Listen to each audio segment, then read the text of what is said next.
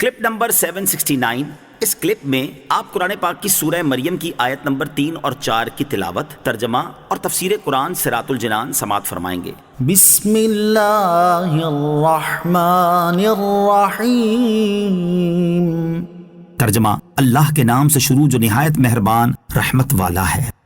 اذ نادا ربہ نداء خفیا۔ ترجمہ، جب اس نے اپنے رب کو آہستہ سے پکارا۔ اذ نادا ربہ نداء خفیا، جب اس نے اپنے رب کو آہستہ سے پکارا، یعنی حضرت زکریا علیہ السلام نے آہستہ آواز میں اللہ تعالیٰ سے دعا مانگی۔ مفسرین نے آپ علیہ السلام کی آہستہ آواز میں دعا مانگنے کی چند وجوہات ذکر کی ہیں۔ نمبر 1، آہستہ دعا مانگنے میں اخلاص زیادہ ہوتا ہے اور دعا مانگنے والا ریاکاری سے محفوظ رہتا ہے، اس لیے آپ علیہ السلام نے آہستہ دعا مانگی۔ نمبر 2، لوگ اولاد کی دعا مانگنے پر ملامت نہ کریں کیونکہ اس وقت حضرت زکریا علیہ السلام کی عمر شریف 75 یا 80 سال تھی۔ نمبر 3، حضرت زکریا علیہ السلام کی آواز کمزوری کے باعث آہستہ ہو گئی تھی۔ آہستہ آواز میں دعا مانگنے کی فضیلت اور دعا مانگنے کا ایک ادب۔ اس آیت میں حضرت زکریا علیہ السلام کے آہستہ دعا مانگنے کا ذکر ہے۔ آہستہ دعا مانگنے کی فضیلت کے بارے میں حضرت انس رضی اللہ تعالیٰ عنہ سے روایت ہے، نبی کریم علیہ السلام نے ارشاد فرمایا، آہستہ آواز میں دعا کرنا 70 بلند آواز کے ساتھ دعاؤں کے برابر ہے۔ نیز اس سے معلوم ہوا کہ آہستہ آواز میں دعا مانگنا دعا کے آداب میں سے ہے۔ اسی ادب کی تعلیم دیتے ہوئے ایک اور مقام پر اللہ تعالیٰ ارشاد فرماتا ہے، ادعوا ربکم تضرعا وخفیہ۔ ترجمہ، اپنے رب سے گر گڑاتے ہوئے اور آہستہ آواز سے دعا کرو۔ اور حضرت علامہ مولانا نقی علی خان رحمۃ اللہ تعالی دعا کے آداب بیان کرتے ہوئے فرماتے ہیں، دعا نرم و پست آواز سے ہو کہ اللہ تعالیٰ سمیع و قریب ہے، جس طرح چلانے سے سنتا ہے اسی طرح آہستہ آواز بھی سنتا ہے۔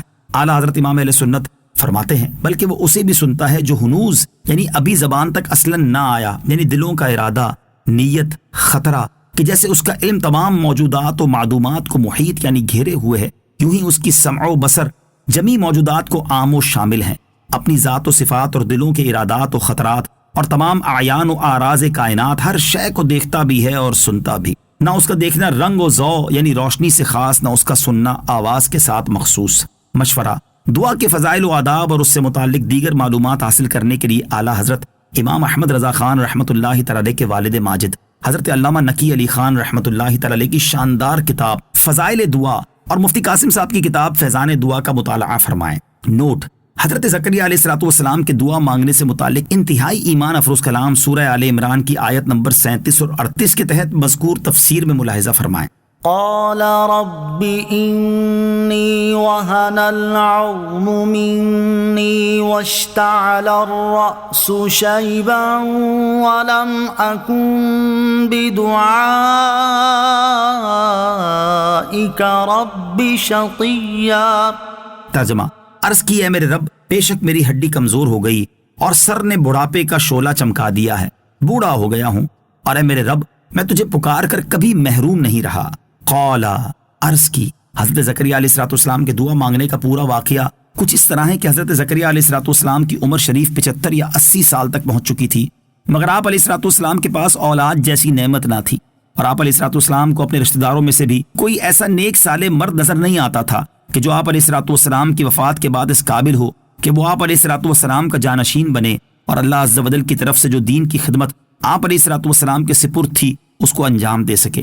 بلکہ آپ علیہ السلام کے کئی رشتہ دار شریر تھے اور آپ کو خوف تھا کہ کہیں میرے بعد یہ دین میں تبدیلیاں شروع نہ کر دیں، اسی وجہ سے آپ علیہ السلام بہت فکر مند رہا کرتے تھے۔ یہی احساس جب بہت زیادہ بڑھا تو بالآخر اللہ عز و جل کی بارگاہ میں دعا کے لیے ہاتھ اٹھا دیے اور اللہ عز و جل کی بارگاہ میں عرض کر دی کہ مجھے نیک صالح بیٹا عطا فرما جو تیرا بھی پسندیدہ ہو اور وہ میرے بعد میرا وارث بنے اور دین کی خدمت کرے۔ انی وہن العظم منی، بے شک میری ہڈی کمزور ہو گئی۔ حضرت زکریا علیہ السلام نے اپنی دعا کی ابتدا اس طرح کی کہ اے میرے مولا عز و جل، تو جانتا ہے کہ میں بوڑھا ہو چکا ہوں اور بڑھاپے کی کمزوری اس انتہا کو پہنچ چکی ہے کہ سب سے مضبوط عضو ہڈی میں کمزوری آ گئی ہے، اور جب یہ کمزور ہو چکی تو باقی اعضاء کا حال محتاج بیان نہیں، اور میرے سر کے بال بھی سفید ہو چکے، اور اے میرے رب عز و جل، آج سے پہلے تیری بارگاہ میں نے جو بھی دعائیں کی ہیں تو نے وہ قبول کی ہیں، لہٰذا مجھے امید ہے کہ تو میری یہ دعا بھی قبول کرے گا۔ آیت رب انی وہن العظم منی سے حاصل ہونے والی معلومات۔ اس آیت سے چند باتیں معلوم ہوئیں۔ نمبر 1، جب بھی اللہ تعالیٰ کی بارگاہ میں دعا مانگی جائے تو پہلے ان امور کو ذکر کیا جائے جن سے دعا مانگنے والے کی عاجزی و انکساری کا اظہار ہو۔ نمبر 2، اپنی حاجت عرض کرنے سے پہلے اپنے اوپر اللہ عز و جل کی نعمتوں، رحمت اور لطف و کرم کا ذکر کیا جائے۔ نمبر 3، پہلے جو دعا قبول ہو چکی اسے دوبارہ دعا کرتے وقت اللہ عز و جل کی بارگاہ میں وسیلہ بنایا جائے۔ نمبر 4، انبیاء کرام علیہ الصلوۃ والسلام کی دعائیں قبول ہوتی ہیں، اسی لیے ان سے دعائیں کرائی جاتی ہیں۔ یوں ہی اولیاء کرام رحمۃ اللہ تعالی علیہم سے بھی اسی لیے دعا کرنے کا عرض کیا جاتا ہے کہ ان کی دعائیں قبول ہوتی ہیں۔